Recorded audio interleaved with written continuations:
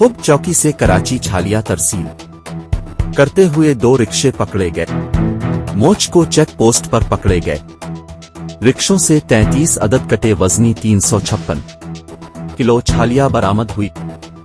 SSP Kimadi captain रे फैजान अली छालिया की तरसील में मुलव्वस अल्ताफ अहमद और बिलाल नामी 2 मुल्जिमान को गिरफ्तार कर लिया गया।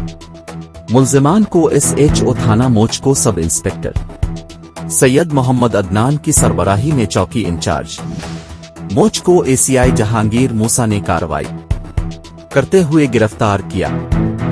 बरामदा माल और रिक्शों को जेर दफा 550 जुआद के तहत कब्जा पुलिस में लेकर मजीद कार्रवाई अमल में लाई जा रही है।